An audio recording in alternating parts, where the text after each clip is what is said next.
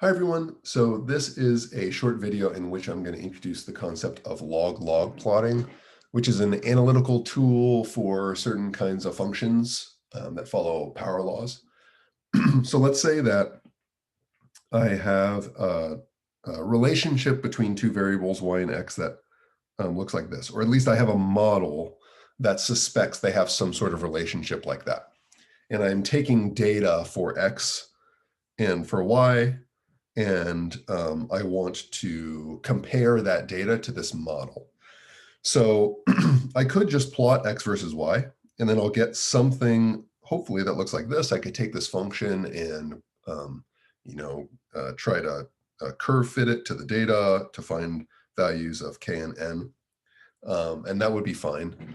But there's a way to simplify that analysis using a little bit, kind of a trick, I guess. And that trick is to take the logarithm of both sides here. So if I were to take the log of y, and this log can be in any base, I'm just going to write it as log for right now. If I take the log of y, so take the logarithm of y in whatever base, that's the same thing as the log of kx to the n in this model. But there are some nice log rules that we can use. So if I have the log of a product, that's the log of k plus the log of x to the n. That's a nice log rule. Also, if I have the log of x to the n, that's the same thing as n log x. So I can write log y for this particular model as log k plus n log x. And as a reminder, k and n are constants here. So the only real variables are x and y. We might just be trying to assess the validity of a model with a particular k and n. So for example, if we were modeling drag force as a function of velocity, so that y is drag and x is velocity, we might expect n to be 2. And this can work in principle for any data that we might have that could be modeled by some sort of power law relationship like this with any arbitrary k and n. So I worked it into this form down here, which doesn't look like much, but if we change our variables, it has a lot of advantages. So if I define log y as, I'll call it a big fancy y, and if I define log x as, I'll call it big fancy x, then I actually have a linear relationship between my fancy y and my fancy x. So if I were to plot that, it would look like fancy y, which is really just log y, is equal to log k plus n times fancy x. So this is a linear relationship between fancy y and fancy x.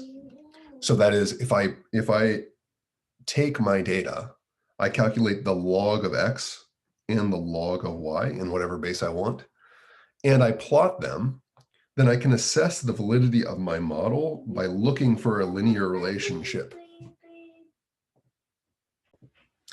That's pretty cool.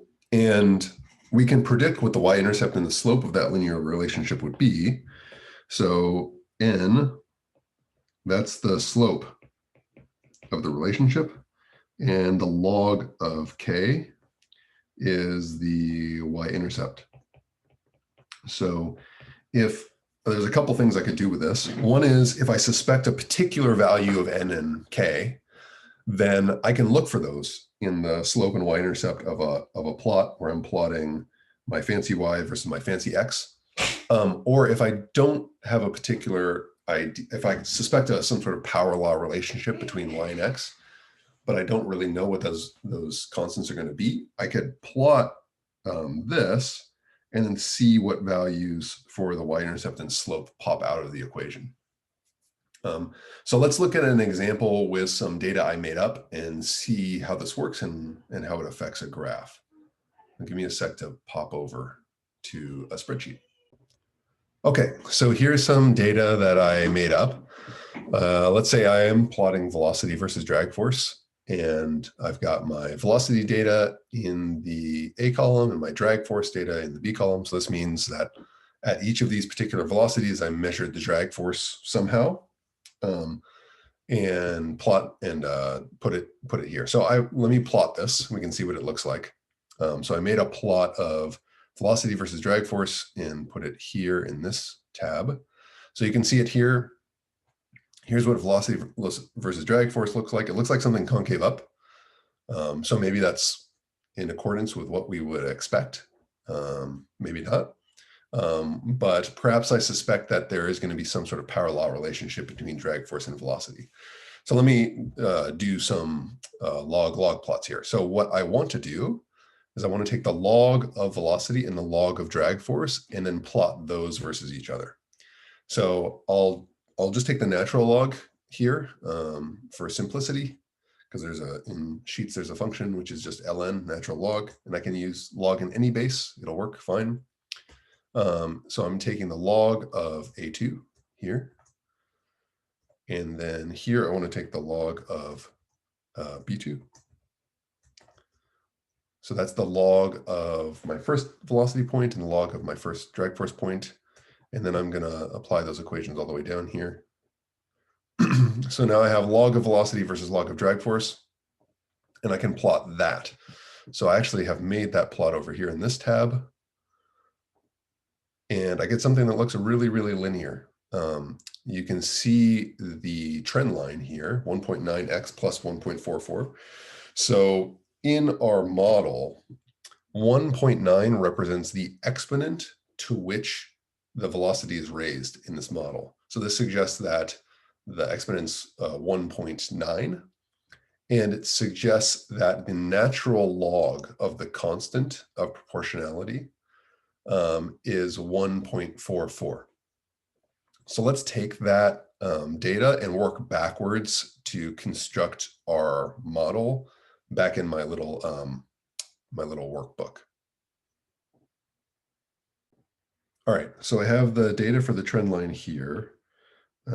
I've put in my fancy y and fancy x, but as a reminder, in this context, this x represents the natural log of the velocities, and this y represents the natural log of the drag force values. Okay, so based on the model above, which you can see up here, we have, first thing that's pretty easy to interpret is this value, the slope, is the exponent value. So this is our exponent right here, 1.9. And this value, 1.44, represents the log of the constant that connects these drag force and velocity to the 1.9. Because I chose to use natural log, this will be 1.44 will be the natural log of this constant, this thing I called k, and 1.9 is equal to n. So if I wanted k, then k will be equal to e to the 1.44, which is around 4.22.